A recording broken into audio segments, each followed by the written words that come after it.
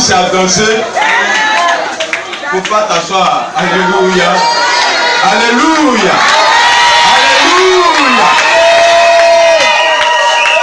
Il m'a invité dans sa résidence à Boulois. Il était vraiment épaté. Il a fait des choses émerveillantes, merveilleuses. Alléluia. Amen. Et l'humilité veut qu'il soit au milieu de nous. Amen. Sous une bâche. Proclamer l'évangile. Et les semaines, les mois, les années qui viennent, on ne va pas reconnaître ce Dieu.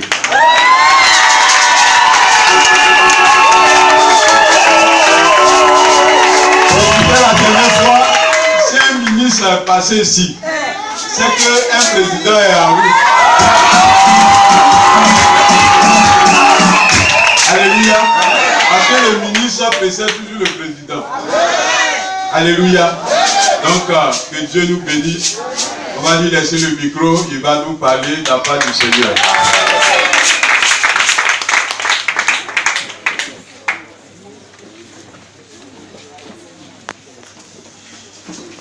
Gloire à Jésus. Révérend pasteur Boyo Constant, madame, chers frères, mon frère Achori, chers frères et sœurs en Christ. Amen. Oui, la chorale, soyez bénis. Amen. Parce que le jour où Jésus naissait, et c'est le seul passage de la Bible où il est indiqué qu'une multitude d'anges est descendue du ciel pour glorifier celui qui, au lieu de naître dans une salle climatisée, celui qui, au lieu de naître avec des agrégés en pédiatrie, en gynécologie, a préféré naître sur des feuilles de bananier. N'est-ce pas? Et les anges qui sont descendus et qui ont chanté sur la terre pour glorifier Jésus. Et comme c'était un chant qui est dans la Révélation, ce chant a été repris en chœur dans les cieux. Et c'est depuis ce jour que l'on dit que chanter, ce n'est pas prier deux fois. Parce que prier deux fois, c'est l'addition de deux prières. Mais chanter, c'est deux fois prier. Amen. Deux fois prier, c'est l'intensité d'une seule prière. Gloire à Dieu. Amen. Donc nous vous remercions pour votre présence. Amen. Ce lieu est un lieu béni. Amen. Et vous avez un leader qui est un apôtre. Parce qu'un apôtre, c'est un enfant de Dieu que Dieu envoie en mission et qui a une vision. Amen. Voilà les deux conditions pour être apôtre. Tu ne t'envoies pas toi-même, beaucoup de personnes s'envoient.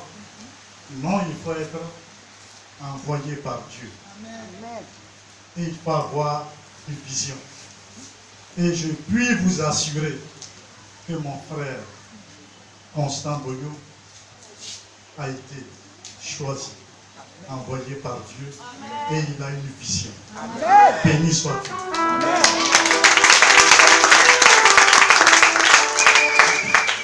Il est difficile de parler de soi-même, mais mon frère a insisté. Il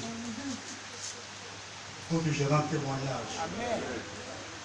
Vous savez, tout à l'heure, lorsqu'il a été question de rendre témoignage, beaucoup d'entre nous, nous ne nous sommes pas levés. C'est à croire que Dieu n'aurait rien fait pour nous. Il y a quelques années, j'étais dans une église. Et au moment des témoignages, très peu de personnes se sont levées. Et puis à la fin, je me suis levé et j'ai dit que j'avais un très grand témoignage. Et tout le monde se disait, mais qu'est-ce que ça va être? J'ai dit, je bénis le nom du Seigneur. Parce que je sais une chose. Que hier nous étions nombreux en nous coucher dans Abidjan, en nous coucher en Côte d'Ivoire, en nous coucher en Afrique. Mais je sais une chose, que certains d'entre nous, certains qui étaient certainement mieux que nous, plus adorateurs que nous, plus bons que nous, n'ont pas eu la grâce du réveil. Et moi, je me suis réveillé. Premier miracle du Seigneur, première grâce du Seigneur. Amen. Donc je rends témoignage pour ce réveil et je bénis son nom.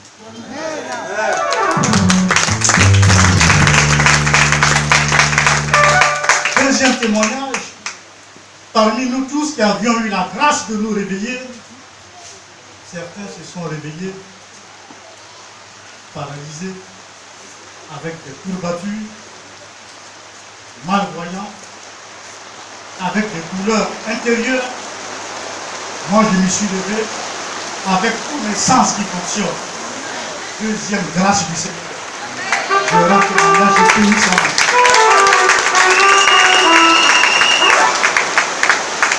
Troisième grâce.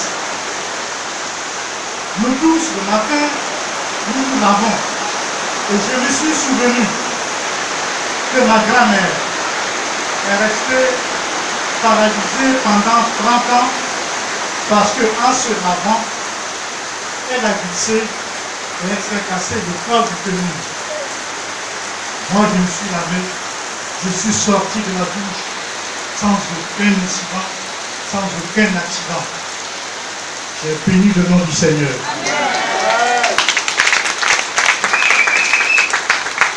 Et ce jour-là, en allant à l'église, je suis tombé sur un accident. Avant d'arriver à l'église, j'ai compris que j'aurais pu être dans ce véhicule. J'ai rendu grâce et j'ai béni le nom du Seigneur.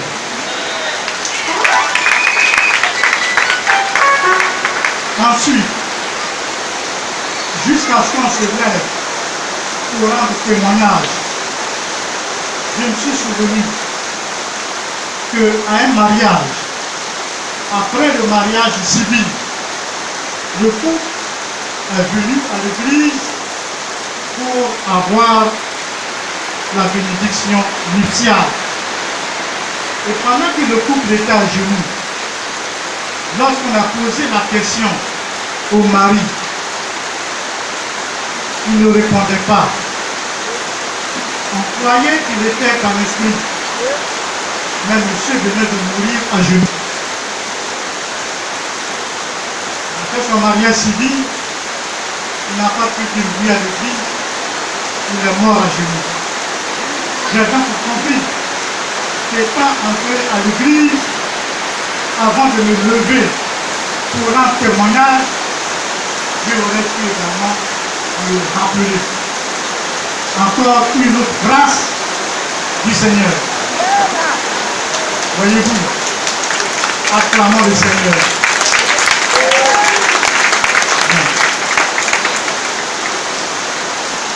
Alors ce matin, nous allons aborder peut-être 2 points. Et puis nous allons nous fixer rendez-vous une fois par mois pendant 6 mois.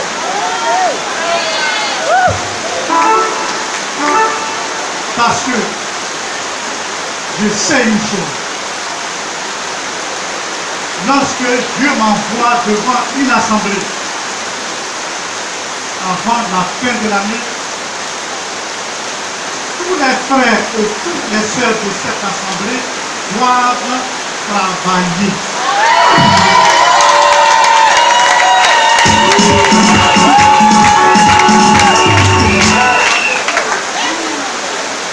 C'est biblique. Quand vous prenez le livre de la Genèse,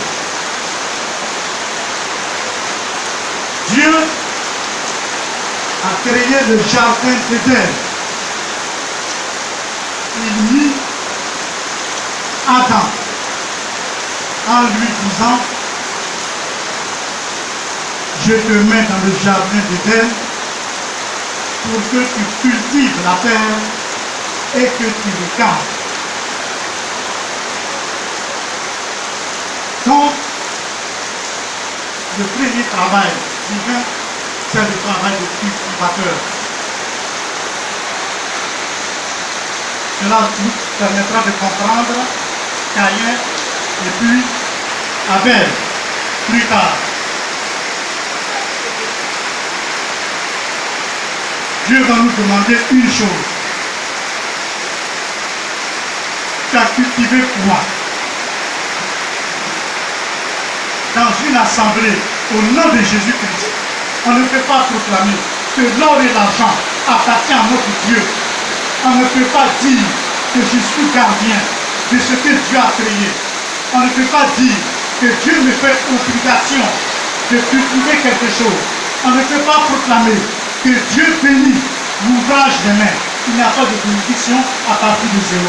Pour qu'il y ait une bénédiction, il faut que tes mains présentent quelque chose à Dieu. C'est pour cela que quand tu hérites, il n'y a pas de bénédiction à partir du héritage. Même si tu hérites des milliards, si tu ne fais pas quelque chose à partir de l'héritage, il n'y a pas de bénédiction.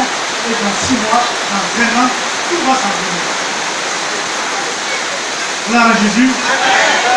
Mais ça, c'est la deuxième partie de notre exposé. Sinon,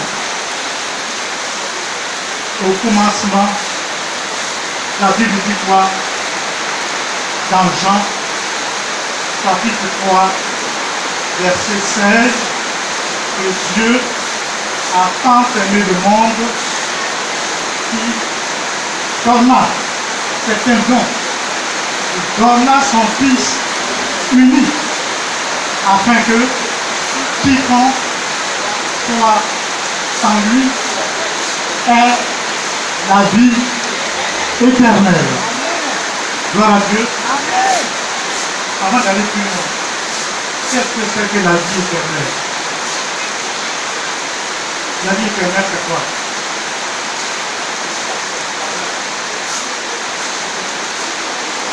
La vie éternelle, ce n'est pas vivre après la mort. Vivre auprès de Dieu, ça s'appelle vivre éternellement. Vivre éternellement, ce n'est pas la vie éternelle. Dans l'évangile de Jean, chapitre 17, il est indiqué que la vie éternelle, c'est que les hommes te connaissent, toi Dieu, et qu'ils connaissent celui que tu as envoyé, Jésus-Christ. Une fois nous étions à la consécration de pasteurs, et on leur a posé la question. Sur 10, il y a un qui a trouvé.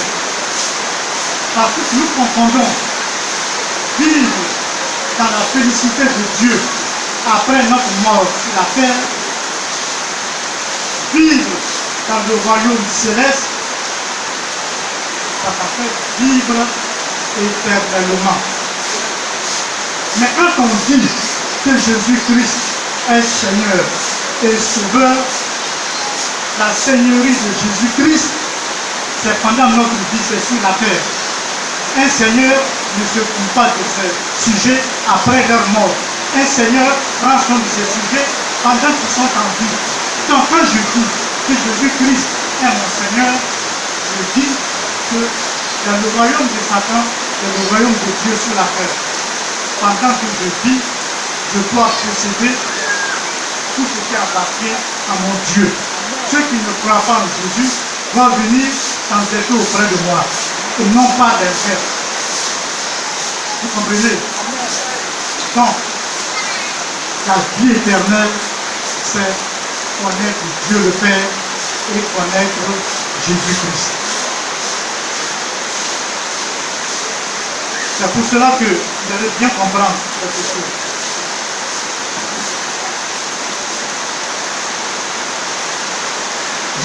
Un volontaire peut prendre la dimension de la croix, la dimension verticale, puis la dimension horizontale. Et toutes les croix qui sont fabriquées obéissent au même arbre parce qu'il y a une seule croix, celle du Christ. Pasteur Atelier.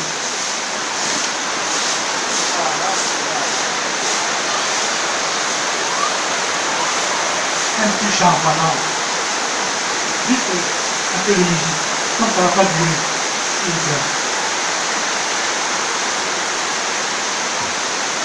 Gloire, gloire à Jésus-Christ, gloire au Nazaréen, gloire au Fils de l'homme. Je dis bien, gloire à Jésus-Christ, gloire, gloire à Jésus-Christ, au Nazaréen, gloire au Nazaréen, au Fils de l'homme, gloire au Fils de l'homme. Je dis bien, gloire à Jésus-Christ, gloire, gloire à Jésus-Christ, gloire au Nazaréen, gloire au Fils de l'homme. Amen. Oui, j'ai trouvé 7 cm. 7 cm à la verticale Et 5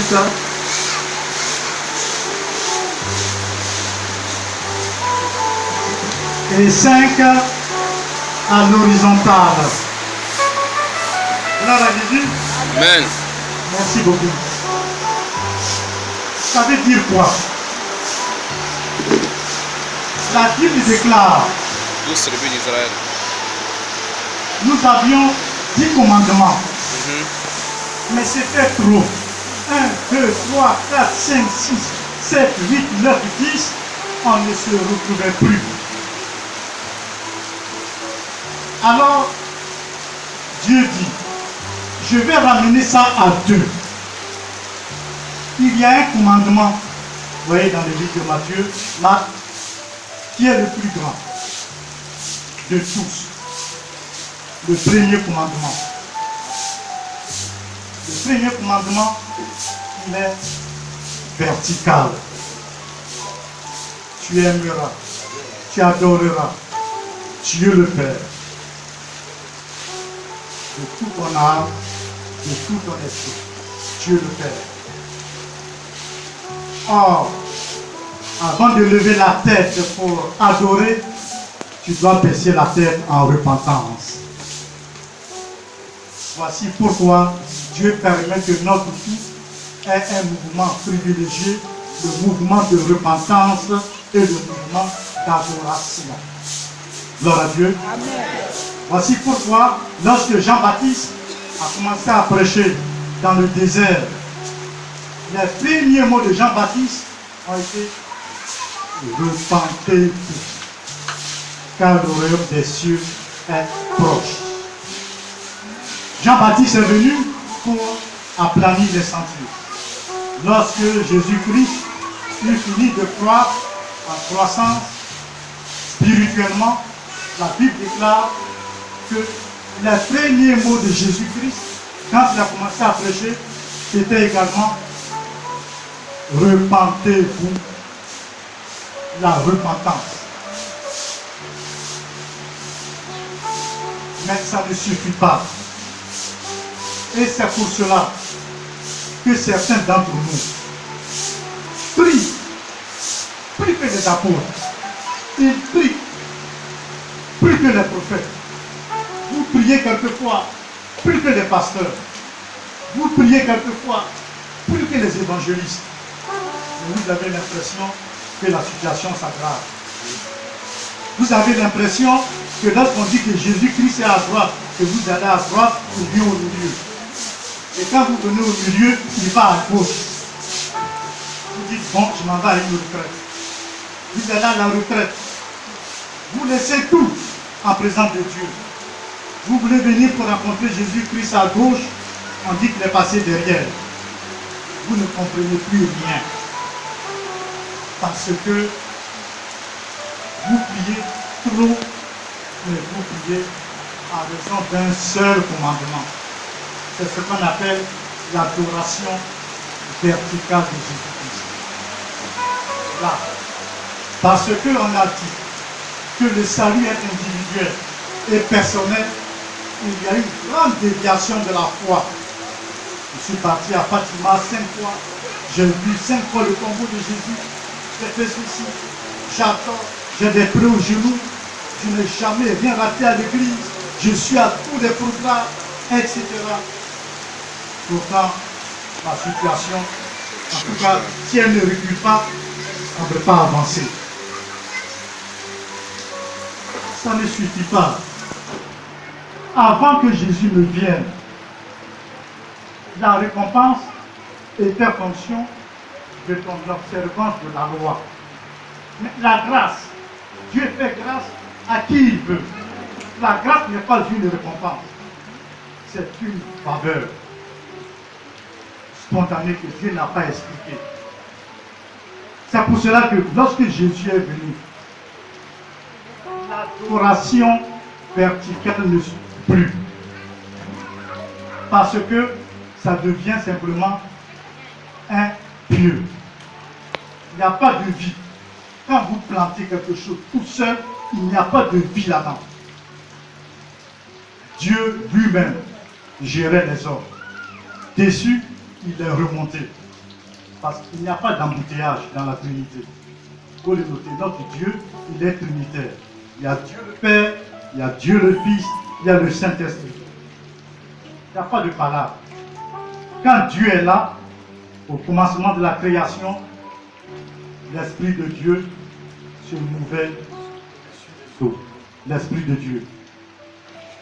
Et Dieu lui-même, il a créé par la parole. C'est seulement au 6e jour, comme il voulait nous créer à son image et à sa ressemblance, que nous a créé par l'action. Vous voyez la différence, hein? Pendant 5 jours, Dieu dit. Et puis ça se réalise. Dieu dit, Dieu dit, Dieu dit, Dieu dit. Mais pour nous créer, on n'a pas dit Dieu dit. Faisons l'homme en notre. Faisons, mais ça veut dire quoi? Pendant 5 jours, il utilise Dieu dit, la première personne. Dieu dit, Dieu dit. Et puis il passe au pluriel. Ça veut dire que dans l'homme, à cette conférence-là, il y avait Dieu, il y avait Jésus, et puis il y avait le Saint-Esprit. Faisons l'homme. Donc dans l'homme, il doit avoir quelque chose de Dieu le Père, ses caractères. Il doit avoir quelque chose de Jésus, l'amour, le don de soi, le partage, la victoire sur la maladie, la victoire sur porter les humiliations. Et puis, Hébreux 11, verset 1, le Saint-Esprit, qui est le moyen de notre adoration, de notre foi. Oui. Sans le Saint-Esprit, nous ne pouvons rien. Sans le Saint-Esprit, on ne peut pas enseigner. Sans le Saint-Esprit, on ne comprend rien de l'enseignement.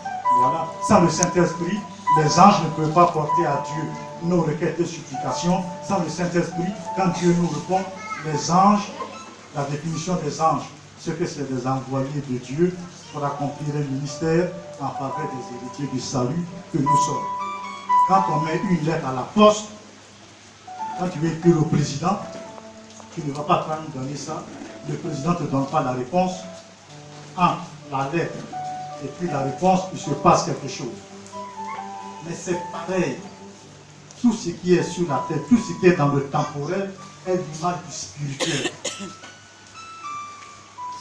Quand nous nous adressons à Dieu, nous avons un ange gardien. Chacun a un ange. Chaque famille a un ange. Chaque village a un ange. Chaque pays, chaque continent, etc. Et chaque église, la lettre aussi. Chaque église aussi, il y a un ange qui est attaché à chaque église. Donc, Jésus-Christ, il est notre roi. Tu ne peux pas demander au roi, viens prendre ce que je te demande et puis donne-moi la réponse. Un roi, ça se respecte. Mais notre Dieu, il est invisible aux manifestations visibles. Les manifestations de Dieu, c'est par l'Esprit de Dieu et ce sont les anges. Donc, vous avez vu la mesure de la croix. Et toutes les croix, c'est comme ça. Dieu est descendu, il s'est retiré parce que déçu. Après, il dit, bon, j'envoie mon fils. son Fils Jésus-Christ est descendu. Mais la croix doit être solidement fixée.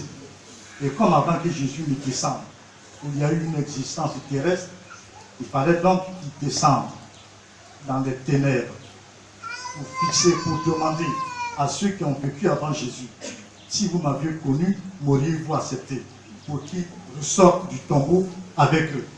Parce que notre Dieu est un Dieu de justice. Il ne peut pas réserver un sort à ceux qui ont vécu avant Jésus, dire qu'ils sont tous en enfer, et puis à partir de Jésus, non. Donc c'est pour cela que les 2 cm de plus, c'est pour fixer la croix. Les 2 cm de plus, c'est pour fixer la croix. Donc, c'est dire que notre relation personnelle avec Dieu est essentielle et elle doit être plus importante que notre relation horizontale. Mais, s'il n'y a pas d'adoration horizontale, vous ne pouvez jamais toucher le cœur de Dieu. C'est pour ça que le 2e commandement, c'est moi, j'avais un seul fils. C'est Dieu qui parle. Tu n'avais pas 4, 5, 6 pour dire que si je donne un cadeau, il me reste. C'était son seul fils. Mais il nous a donné son fils cadeau. Il est descendu. Le fils est remonté. Et quand Jésus remontait, vous vous souvenez, les apôtres un peu déboussolés, on dit, reste avec nous. Qu'est-ce qu'il a répondu? Je pars vers le Père, mais je ne vous laisserai pas orphelin. Car il est plus avantageux pour vous que je m'en aille. Parce qu'en allant vers le Père, je vous enverrai, pour ceux qui gardent mes commandements et qui les observent, je vous enverrai de la part du Père, celui qui est esprit comme Satan, pour que le combat soit égal. Mais Satan, c'est l'esprit impur. Je vous enverrai, relisez Actes, chapitre 1, verset 8. Vous recevrez une puissance. Avec elle, vous serez mes témoins en Judée, en Samarie, jusqu'aux extrémités de la terre. Vous recevrez. Venant. Et vous serez mes témoins cette vie.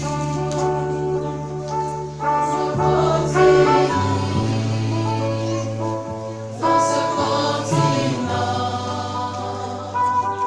dans le monde entier,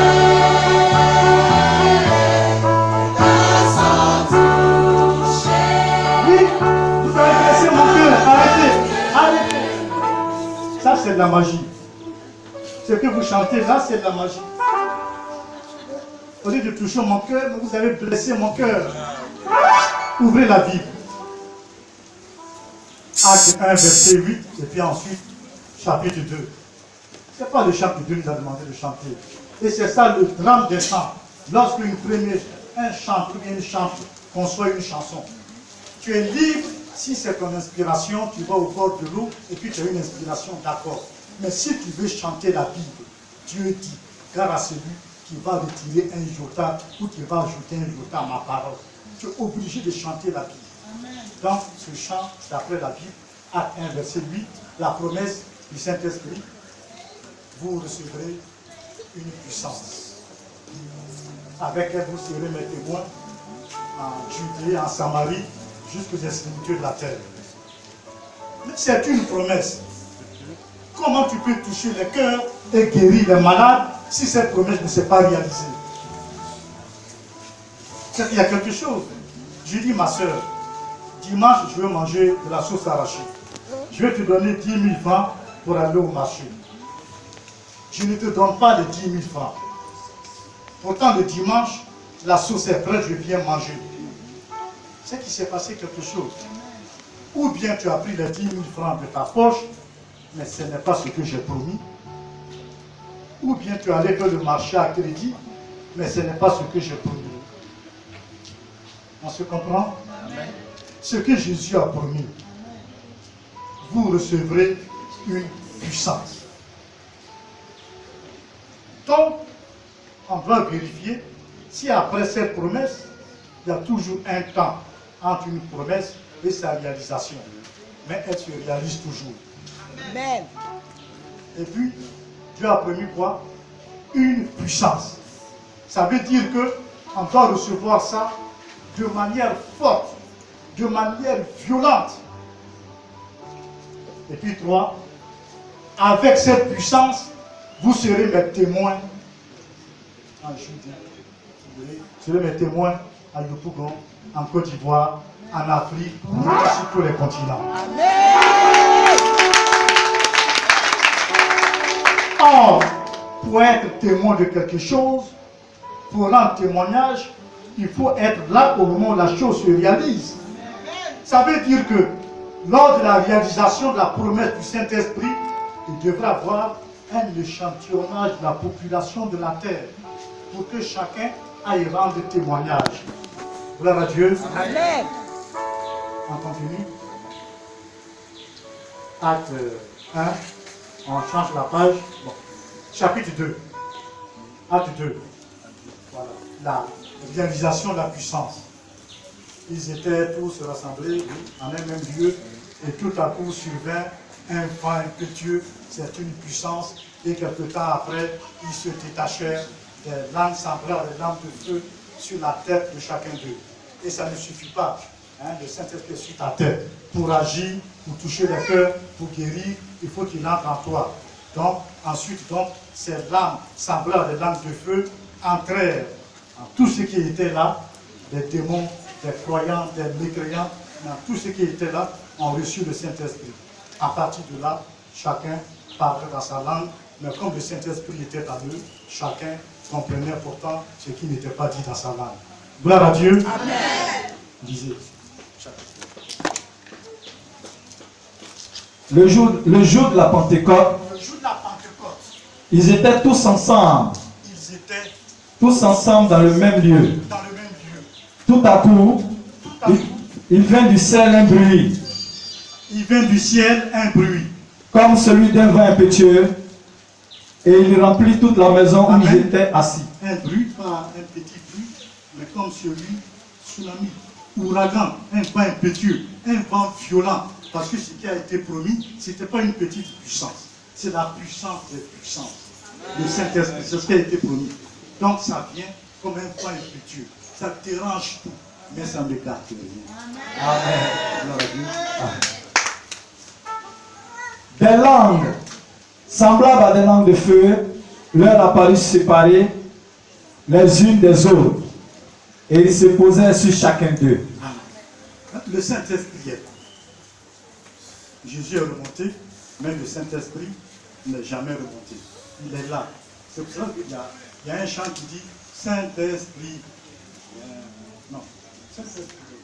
Descends, Saint-Esprit. J'ai dit, mais c'est pas Jésus. Il est descendu, le Saint-Esprit, depuis. Il est descendu depuis. Non, il est là avec nous. On dit Saint-Esprit. Agis. Non, voilà. Quand on a vu le Saint-Esprit, c'est pour il est descendu, il n'est pas remonté. Il y a eu l'ascension. La Pentecôte, là, il n'y a pas eu de mouvement contraire. Si tu descends, Jésus sait qu'il siège dans sa parole. Et quand on prie, on doit dire, si tu dévies un peu, le Saint-Esprit te regarde. Parce qu'il ne se reconnaît pas dans ce que tu dis. Tu as transpiré jusqu'au matin. Depuis que je suis descendu, je suis là. Si tu m'appelles, c'est pour agir. Amen. Gloire à Dieu.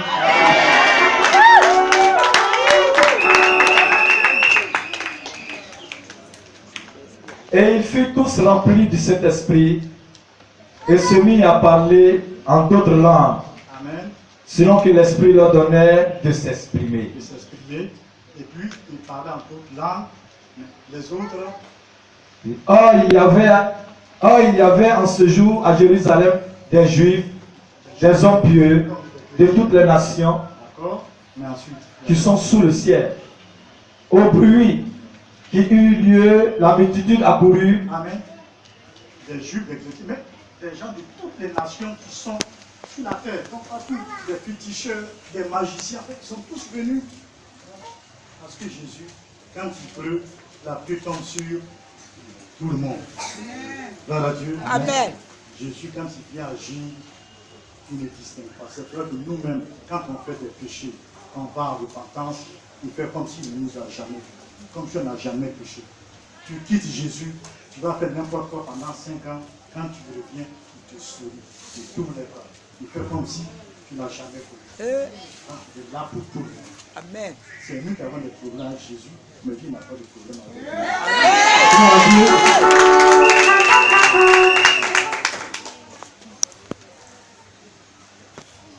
Et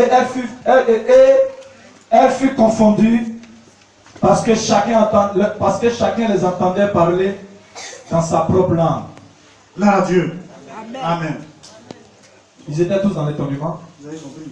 Ils étaient tous dans l'étonnement. Moi, je parle à qui, et puis toi, tu me comprends la vraie. Tu ne comprends pas à qui. Ou bien je parle Polango, tu es bêté, je parle Polango. Si tu es Polango, tu me comprends Polango. Mais si tu es Aké Baoulé, tu me comprends. C'est comme si je parlais, n'est-ce pas, Aké ou Baoulé, mais c'est ça le Saint-Esprit. Amen. Gloire à Dieu. Amen. Donc, vous avez vu, maintenant, lorsque Jésus-Christ dans la synagogue a déroulé le parchemin, Ésaïe 61, versets 1 à 3, ou Luc chapitre 4, verset 18. Le rôle du Saint-Esprit. Maintenant que le Saint-Esprit a été envoyé, maintenant que le Saint-Esprit a eu un processus sur notre tête, pour s'assurer qu'on ne va pas fuir. Parce que Jésus, il ne force pas. Même quand il vient jusqu'à devant ta porte, il te laisse encore le choix de partir. Il ne vient pas directement. Non, parce que c'est un Dieu de liberté. Il s'est assuré que je vous ai promis, c'est une puissance. Vous avez vu que je ne mens pas. C'est un vent puissant, un vent impétueux qui a tout dérangé, tout est resté en place malgré le dérangement. Maintenant, vous êtes 1 million. Je me suis détaché. 1 million de l'âme t'entends jusque-là. Mais je te laisse encore une chose de dire, moi je ne veux pas du Saint-Esprit. Je sors, je m'en vais. Il ne pense pas. C'est rentré. Le Saint-Esprit, la promesse est donc réalisée. À partir de là, je parle en langue, oui, 61 ou bien Luc 18. Luc, c'est la même chose. Parce que tous les textes de l'Ancien Testament ont leur correspondant dans le Nouveau Testament. L'équivalent de Ésaïe 61, verset 1 à 3, c'est l'équivalent de Luc 4 18. Pareil. L'Esprit du Seigneur est sur moi. L'Esprit du Seigneur est sur moi. Parce qu'il m'a oint. Parce qu'il m'a oint. Pour annoncer une bonne nouvelle aux pauvres. À partir de là, je peux annoncer la bonne nouvelle. À partir de là, je peux annoncer l'évangile. Sinon, tu es un griot. Ça ne porte pas. Si l'Esprit du Seigneur n'est pas sur toi, que tu vas annoncer la parole de Dieu. Il m'a envoyé pour guérir ceux qui ont le cœur brisé. Oui, voilà, monsieur. Parce que l'Esprit du Seigneur est sur moi, alors il m'a envoyé pour guérir ceux qui ont le cœur brisé. Amen. Ensuite, Pour proclamer aux captifs la délivrance. pour proclamer aux captifs, ceux qui sont sur le joug, n'est-ce pas, de Satan, du diable, la délivrance. Et aux aveugles le recouvrement de la vie. Et aux Et de aveugles, la vue. Voilà. le recouvrement de la vie. Aux aveugles d'abord. Les vrais aveugles, ceux qui ne voient pas, mais aveugles également, ceux qui ne connaissent pas Jésus-Christ. Amen. Pour Ensuite, pour proclamer une année de grâce. Donc, vous comprenez Amen. qu'il y a eu 2 étapes. La promesse du Saint-Esprit. Et puis ensuite, la réalisation de cette promesse afin que le Saint-Esprit soit en nous. Afin que la puissance de Dieu étant en nous, nous puissions toucher les cœurs pour les consoler, nous puissions toucher les esprits pour faire sortir ce qui n'est pas pu, parce que notre corps étant le temple du Saint-Esprit, le temple du Saint-Esprit, le Saint-Esprit c'est le châtiment de la vérité. Lui, il est tout blanc, chapeau blanc, habit blanc, souliers blancs, chaussettes blancs. S'il y a une poussière, le Saint-Esprit attend. Il faut qu'on ne passe pas comme Jésus. Jésus, il y a la boue, il y a pas lui, il vient. Le Saint-Esprit, lui, dès qu'il y a une poussière, il sort. Il attend que tu puisses ce soit propre et qu'il vienne. Donc c'est quand il est dans le pasteur, c'est quand il est le pasteur, l'homme de Dieu, celui qui guérit, peut, en proclamant qu'il y a la puissance dans la parole, parce que tout a été créé par la parole. C'est donc à ce moment-là que tu as autorité. Quand on dit qu'il faut parler avec autorité, chasser les démons, non, tu peux. Quand on fait les démons, quelquefois tu as un mais tu n'attends pas ma voix. L'autorité, c'est l'autorité du Saint-Esprit. Tu peux crier jusqu'à te casser une corde vocale, le Saint-Esprit à côté tu regardes. Parce que les conditions ne sont pas remplies pour qu'il agisse. C'est pour cela que dans toutes les églises où je passe, je fais rechanter en tant que docteur enseignant, docteur en théologie, je fais rechanter selon la parole, parce que ce n'est pas un chant dit. Si tu chantes une nuit entre l'avant et les paroles, ça tu es dit. Mais si tu veux chanter la Bible comme je reconnais que tu peux tout, ça c'est chaud, donc c'est écrit. Rien n'est impossible, ça après c'est dans la Bible, donc c'est écrit. Là, on est lié. Donc la vraie version de ce chant, quand on a commencé par dire ce qui est juste, Acte 1, verset 8. Vous recevrez une puissance venant du Père. D'abord là, dans les églises encore, on dit venant du Seigneur. Mais c'est le Seigneur qui nous parle. C'est le Seigneur qui promet. Il dit ce que je vous promets, ça viendra de mon Père. Voilà. Lui-même Jésus, il a reçu l'esprit de son Père. Voilà. Donc Jésus, lui, il est très discipliné. Voilà. Donc il sait qu'il a reçu cet esprit. C'est son Père seul qui donne le Saint-Esprit. C'est ça. Au nom de Jésus. Au nom de Jésus. Pas pour le coup, au nom de Jésus. Donc la vraie version, la version biblique, c'est vrai, mais la version biblique de ce chant, c'est le nom du Père. Nous, on est comme au CP1. On dit, on ne cherche même pas à comprendre. Vous recevrez, c'est écrit noir sur blanc, une puissance. C'est écrit noir sur blanc. Je vous promets la part de mon Père, donc venant du Père. Vous recevrez une puissance venant du Père, et vous serez mes témoins. C'est écrit. Maintenant, chacun, si tu es en France, tu ne peux pas chanter ce chant, comme moi qui suis en Côte d'Ivoire. Si je suis au Ghana, donc voilà, je ne suis pas juriste, non. Donc en attaque, quand on vit en Judée, en Samarie, jusqu'aux extrémités de la terre, mais oui, c'est ici, à Abidjan, à Yopougon, en Nono, à Ponoa, à Gagnoua-Tata, ensuite en Afrique, ensuite sur le continent africain, sur l'ensemble des continents, et puis dans le monde entier. Donc c'est toi, je dis, on reprend ensemble. C'est vrai.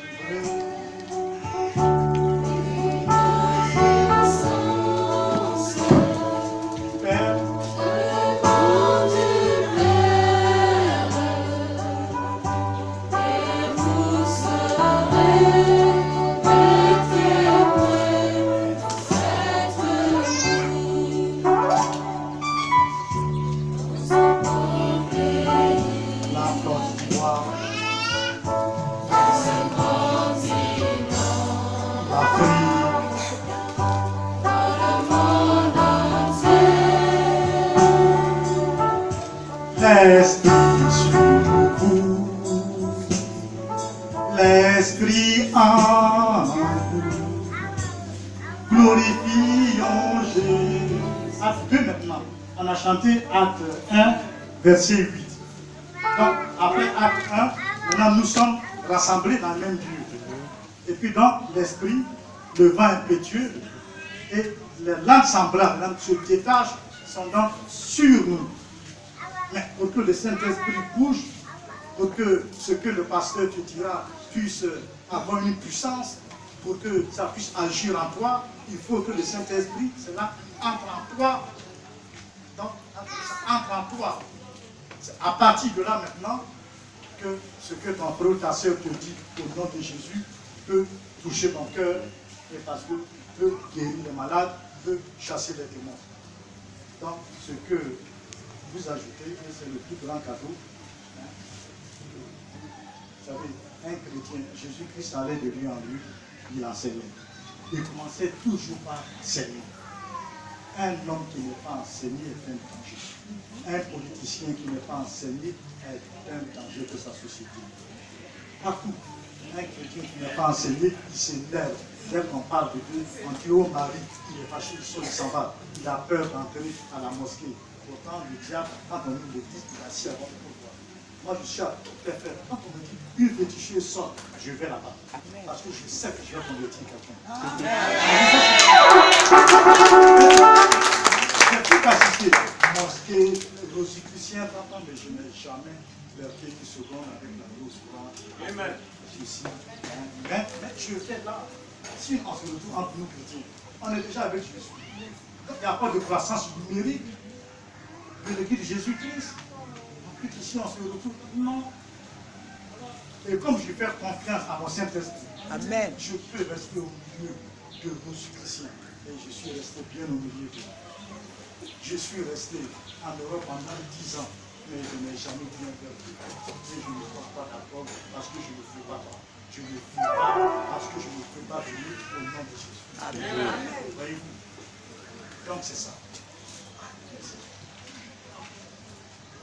Donc, la version complète, c'est quand on a dit vous recevrez une puissance venant du Père et vous serez mes témoins cette vie dans ce beau pays, sur ce continent, dans le monde entier et l'Esprit sur vous. Vous attendez? L'Esprit en nous. Glorifions Jésus. C'est le Saint-Esprit qui agit dans ce beau pays, sur ce continent, dans le monde entier.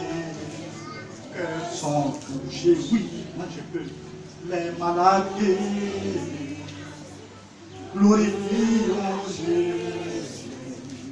C'est le Saint-Esprit qui agit. Gloire à Jésus. Amen. Gloire à Jésus.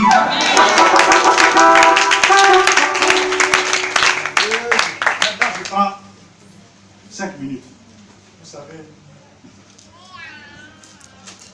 imaginez que en à peu près 80, disons 100, imaginez-vous les différentes images que la Bible donne de l'Église. C'est quoi? L'Église est d'abord une famille.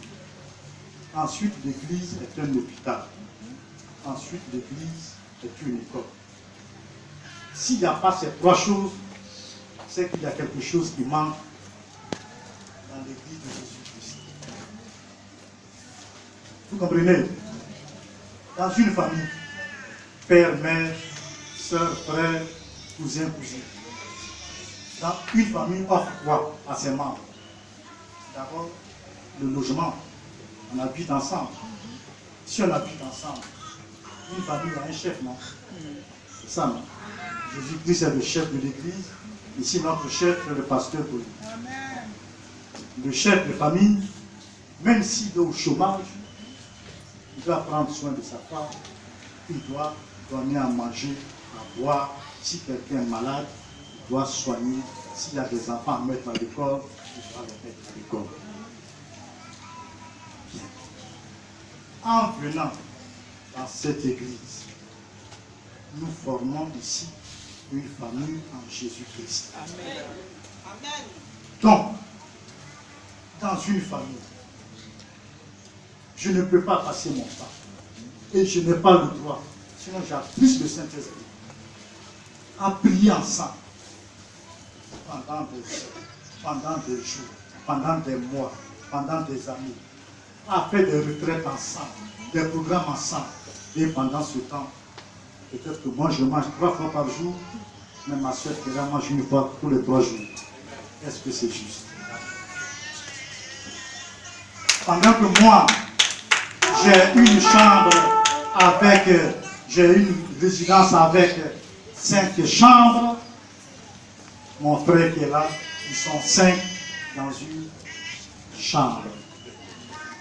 Pendant que moi, il y a des climatiseurs qui tournent à vide et tout, ma soeur qui est là, elles sont 5 à se partager un ventilateur. Et puis on est dans la même famille, je ne sais même pas. Pendant qu'on est en train d'adorer Jésus, pendant qu'on fait la louange, pendant qu'on fait l'adoration, elles sont problème. Demain, on va couper mon courant. Mais moi, je ne sais pas. Pourtant, c'est ma soeur, pourtant, c'est mon frère. La prise de Saint-Esprit. Amen. Pendant que le samedi, moi, je n'ai pas allé manger un poisson braisé, peut-être 5 000 francs quelque part et tout. Mais ma soeur qui est là, et il y a eu dans des églises où une affaire de palu, une affaire de fièvre typhoïde, on n'a pas pu, les gens n'ont pas pu faire face. Dans quelle famille, même la famille la plus courte de la terre, alors qu'un cercueil, même en bois blanc, pour combien? Au moins, en bois blanc. Combien de peu si elle est plus longue? Combien qu'elle? 80 000. Bon, peut-être 50 000, quelque chose comme ça. Mais le traitement d'un palu, le traitement d'une fièvre typhoïde, ça ne fait pas 80 000. Mais les obsèques d'une sœur, d'un frère qui décède, ça coûte des centaines de mille. Dans quelle famille on ne peut pas trouver 10 000 francs, 5 000 francs pour survivre? C'est pour cela que nous faisons beaucoup d'efforts. Mais Jésus dit, vous oubliez que je vous ai envoyé un deuxième commandement, ce qu'on appelle l'adoration horizontale de Jésus-Christ. Parce qu'au dernier jour, je vous demanderai, j'avais faim, tu m'as donné à manger, j'avais soif, tu m'as donné à boire, j'étais nu, tu m'as donné des habits, j'étais en prison, malade, tu m'as visité. Mais comme Jésus-Christ est invisible, mais il agit au travers de nous, tu diras, mais Seigneur, quand est-ce que avais-tu faim et puis je t'aurais donné à manger? Quand est-ce que avais-tu soif et puis je t'ai donné à boire? Quand est-ce que étais-tu mal habillé, nu et puis je t'ai donné des vêtements? Quand est-ce que étais-tu emprisonné puis je t'ai rendu visible? Tu diras oui. Je suis invisible, mon Père est loin, tu m'adores. Mais moi, si je t'ai donné un coup pour m'adorer après repentance, je t'ai donné un coup pour que tu puisses le tourner à droite, pour que tu puisses le tourner à gauche, pour regarder ta soeur qui est là, pour regarder ton frère qui est là. C'est le sang de notre couple.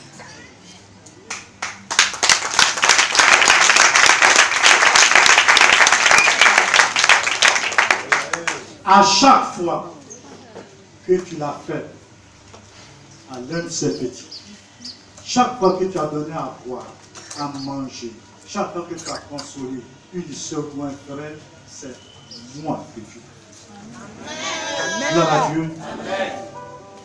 Donc, la foi, comme ça, oui, tu pries, tu fais tout, mais c'est entre toi et puis Jésus, toi et puis Dieu, repentance, adoration, louange et tout. Ça, c'était avant que Jésus n'arrive. Là, c'est parfait. Sacrifice et tout. Tu montes à Silo. Regardez une chose, je dis aux gens. Le cas de Anne, Samuel 1, verset 11. Que faire lorsque la prière, le jeûne, la repentance, l'adoration ne semblent pas suffire? C'est le cas de Anne. Pendant pratiquement 17 ans, elle montait à Silo. À l'époque, il fallait se déplacer pour aller adorer, puisque Dieu se manifestait dans des lieux bien précis. Le Saint-Esprit n'était pas encore descendu et qu'il soit partout en même temps. Mais Anne, quel problème Anne avait? Anne était stérile. Je veux une autre version. Anne n'était pas stérile. La Bible dit Anne que Dieu a rendu stérile. Lisez bien la version. Vous voyez un peu la différence? Ça explique tout. Oui, je peux être stérile parce que je suis tombé enceinte 3 fois. Je voulais enlever mon pasteur m'a dit, n'enlève pas. C'est vrai que le jour irresponsable, il a disparu et tout, mais c'est Dieu qui donne la vie, n'enlève pas. J'ai enlevé. Maintenant, le jour où moi je veux un enfant, Dieu dit en bon. Lorsque par mon serviteur, je te disais de donner la vie, tu as mis fin à la vie. Maintenant que tu veux, moi aussi je te regarde.